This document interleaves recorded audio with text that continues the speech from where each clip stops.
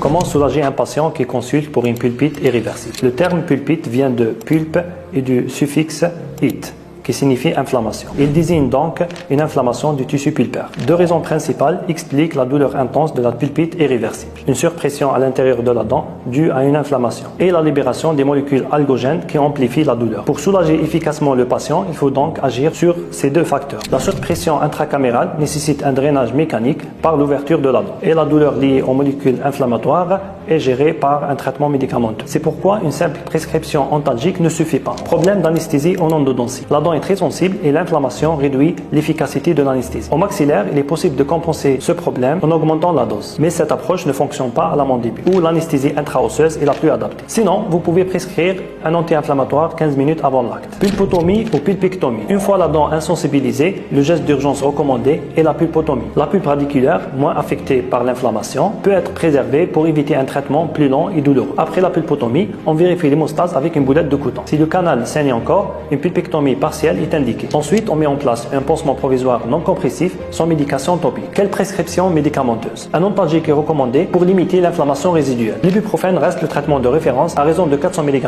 3 fois par jour pendant 48 heures. Cependant, avant de le prescrire, il faut s'assurer que le patient ne l'a pas déjà pris en automédication pour éviter le surdosage. Si vous avez des questions, laissez-les en commentaire.